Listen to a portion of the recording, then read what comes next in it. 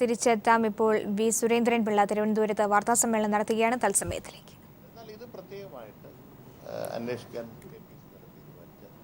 സ്ഥിതിക്കാണ് ഇപ്പോൾ അന്വേഷിച്ച റിപ്പോർട്ട് ഇന്നലെ കൊടുത്തിട്ടുണ്ട്. ആ റിപ്പോർട്ടിൻ്റെ നിജസ്ഥിതി ഇതുവരെ പുറത്തു വന്നിട്ടില്ല. നിജസ്ഥിതി പുറത്ത് വരുമ്പോഴാണ് എന്താണ് അതിൻ്റെ പിന്നിൽ ഉണ്ടായിട്ടുള്ള എന്നറിയാൻ കഴിയും. നിജസ്ഥിതി പുറത്ത് വരട്ടെ. അല്ല, അത് ഇപ്പോൾ ഞാനല്ല ആവശ്യപ്പെടുന്നത്, അത് UDF കമ്മിറ്റിയിലാണ് ആവശ്യപ്പെടുന്നത്. ഇപ്പം ആവശ്യപ്പെടുന്നില്ല.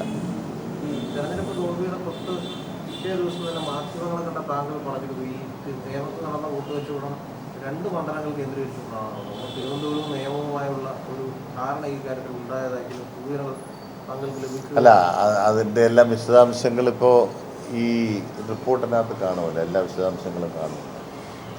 ഇപ്പോൾ അത് നമ്മൾ പ്രത്യേകമായിട്ട് ഒന്ന് എടുത്ത് ചൂണ്ടിക്കാണിക്കേണ്ട കാര്യമില്ല. എല്ലാ റിപ്പോർട്ടും അതിൻ്റെ എല്ലാ സാഹചര്യങ്ങളും സത്യങ്ങളും എല്ലാം ആ റിപ്പോർട്ടിനകത്ത് കാണും. റിപ്പോർട്ട് ഔദ്യോഗികമായിട്ട് പുറത്തു വിടട്ടെ.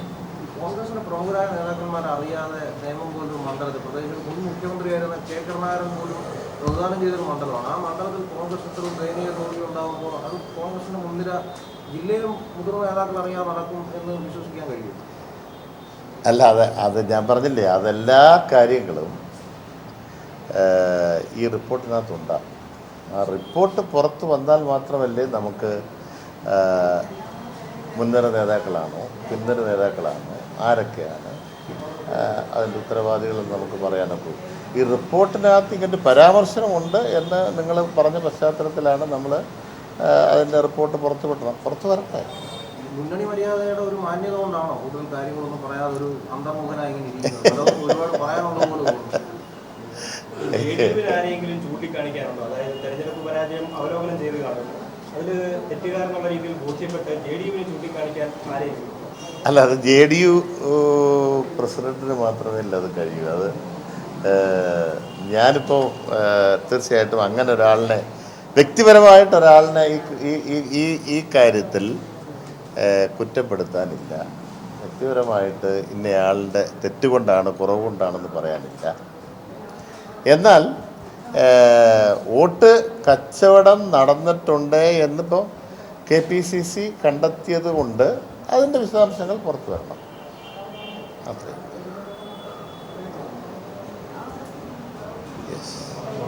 ഓക്കെ, ഒത്തിരി കാര്യങ്ങൾ പറഞ്ഞു.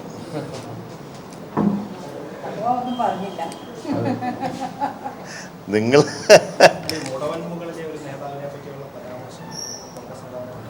വി സുരേന്ദ്രൻപിള്ള തിരുവനന്തപുരത്ത് വാർത്താസമ്മേളനം നടത്തുന്നതിൻ്റെ തത്സമയ ദൃശ്യങ്ങളാണ് കണ്ടത്. O. രാജഗോപാൽ വിജയിച്ച നേമത്ത് UDF വോട്ടുകൾ മറച്ചുവെന്ന ആരോപണം സുരേന്ദ്രൻപിള്ള നേരത്തെ തന്നെ ഉന്നയിച്ചിരുന്നു. UDFൻ്റെ ഒരു വോട്ട് പോലും തനിക്ക് ലഭിച്ചിരുന്നില്ല എന്നാണ് പറഞ്ഞത്. ഇത്തരത്തിൽ വോട്ട് ചോർച്ച ഉണ്ടായി, വോട്ട് മറിക്കലുണ്ടായി എന്ന് KPCC തന്നെ കണ്ടെത്തിയ സാഹചര്യത്തിൽ അതിന് കാരണം എന്താണെന്ന് ആരായാൻ അടക്കമുള്ള കാര്യങ്ങളാണ് സുരേന്ദ്രൻപിള്ള വാർത്താസമ്മേളനത്തിൽ പറഞ്ഞത്.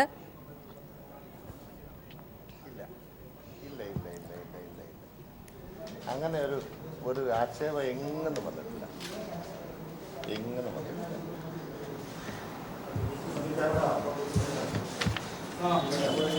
ഓക്കെ.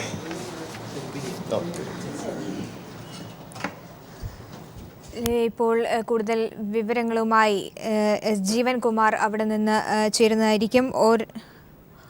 രാജഗോപാൽ വിജയിച്ച നേമത്ത് UDF വോട്ടുകൾ മറിച്ചെന്ന ആരോപണമായിരുന്നു വി സുരേന്ദ്രൻപിള്ള നേരത്തെ ഉന്നയിച്ചത്.